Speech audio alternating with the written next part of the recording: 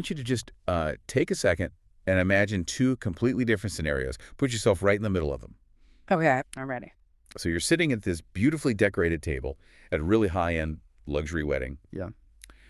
In the first scenario, the whole evening is just flowing like a perfectly conducted symphony. Oh, I love those events. Right. The best man wraps up his toast, the room erupts in laughter, and at that exact perfect fraction of a second, the kitchen doors swing open. Like clockwork. Exactly like clockwork. A line of servers comes out. This beautiful, steaming hot, perfectly plated masterpiece of a meal is set right in front of you. And it happens before the applause even dies down. It just feels like pure magic. It really does. Because as a guest, you don't even notice the mechanics of it. It feels entirely effortless. But now I want you to imagine the second scenario. The speeches are just dragging on. Oh, no. We've all been there. The father of the bride has been holding the microphone for, 45 minutes, telling these inside jokes that literally nobody understands. And you're just trapped at the table. You're trapped, you're glancing at your watch, you're absolutely starving. And when the food finally does kind of, limp its way out of the kitchen. Let me guess, the sauce is congealed. The sauce is completely congealed. The asparagus is this sad, limp gray color. And you're just pushing lukewarm chicken around your plate. It's the worst. It really ruins the whole night. It totally does. And the fundamental difference between those two scenarios, it isn't luck. I mean, it isn't even the quality of the raw ingredients. It's collaboration. Yeah, it's the invisible architecture of the entire evening. When that architecture holds, you get the magic. You get that unforgettable experience. But when it collapses under the weight of poor planning. You get the cold, rubbery chicken. Exactly. And that is exactly what we're getting into today.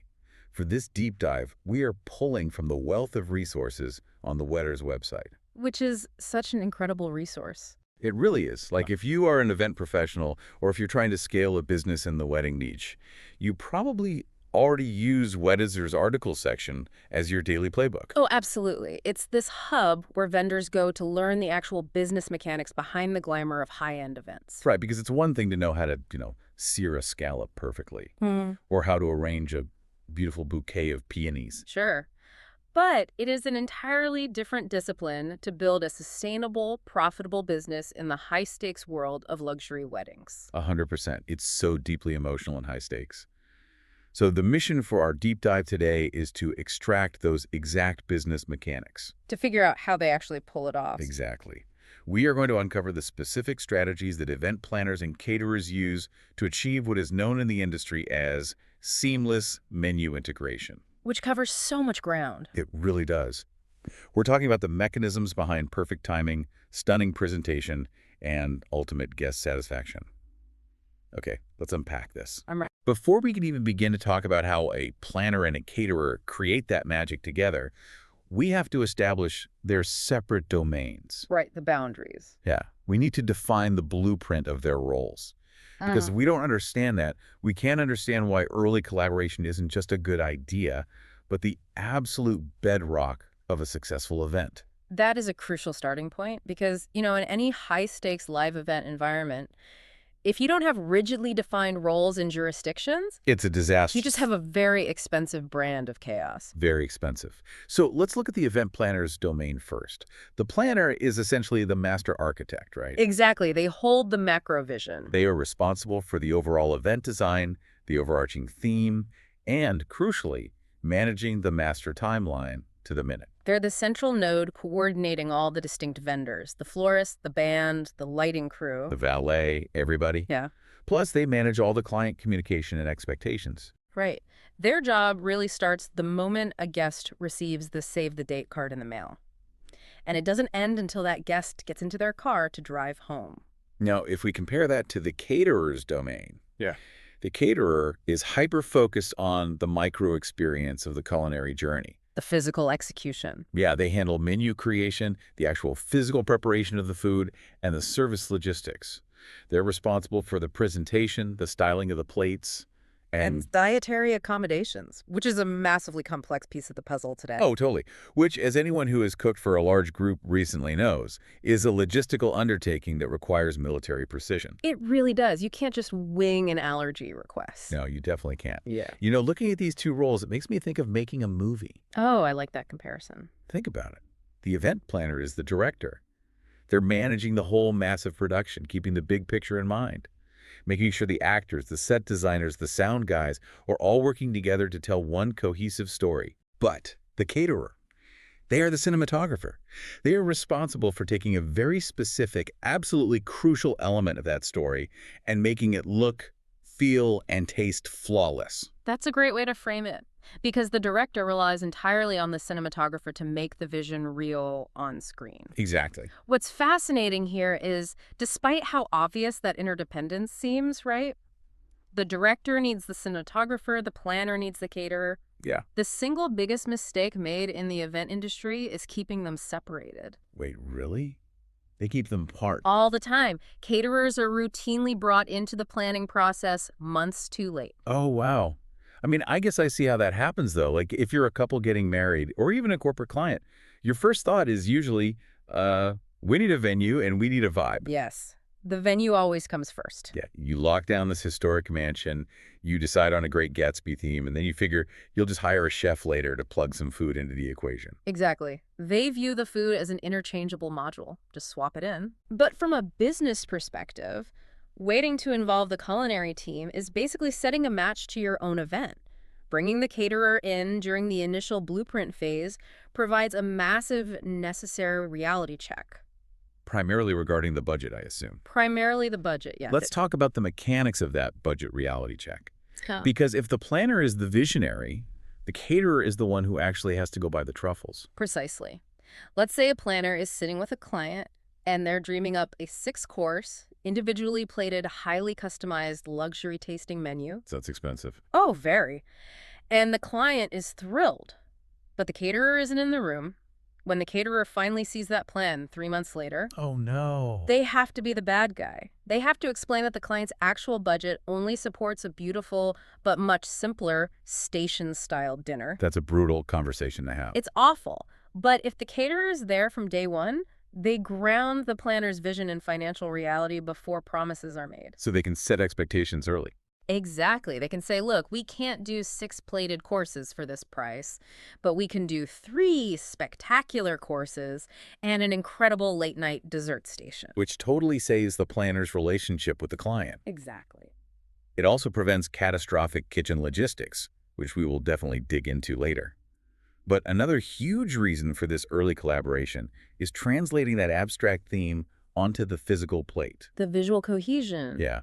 If the planner is building a rustic outdoor barn wedding, the caterer needs the lead time to source local farm-to-table ingredients that visually match that vibe. Or if it's a sleek, modern, luxury event, they need to design architectural, minimalist, gourmet plates. The food has to speak the exact same aesthetic language as the floral arrangements and the table linens, right? Exactly. It's about turning a meal into a storytelling device. Okay, wait.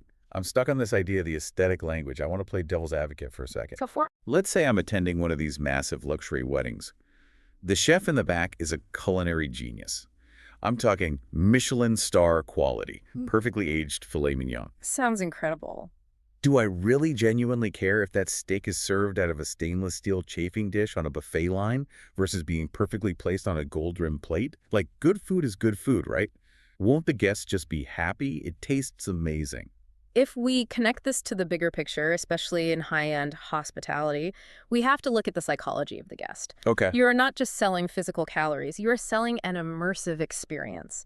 And human beings, they eat with their eyes and their environment first. So if the environment clashes with the serving style... You create cognitive dissonance. Oh, wow. Cognitive dissonance over a steak. Completely. Imagine walking into a breathtaking black tie gala. The planner has designed an opulent room. Crystal chandeliers, towering floral centerpieces, maybe a string quartet playing softly in the corner. I'm picturing it. Very fancy. You're wearing a tuxedo or a gown. You are primed for luxury. But then dinner is announced, and you have to walk up to a folding table with casual stainless steel chafing dishes. No. And serve yourself with a pair of plastic tongs, just like you would at a Tuesday afternoon corporate retreat. Oh, wow. Yeah, when you put it that way, it totally breaks the spell. It shatters the ambiance entirely. Even if the filet mignon inside that chafing dish is the best piece of meat you've ever tasted, your brain is actively telling you that the experience is cheap. That's wild. So this psychological mismatch literally ruins the flavor. Exactly. The visual presentation, the serving style, the way the waitstaff moves, all of it must flawlessly align with the planner's theme, or the entire illusion of luxury falls apart.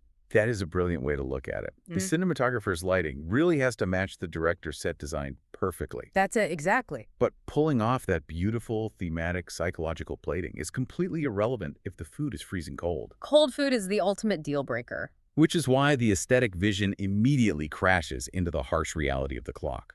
Yes. We are moving from the art of the menu to the brutal science of the execution. The invisible choreography. Synchronizing the clock.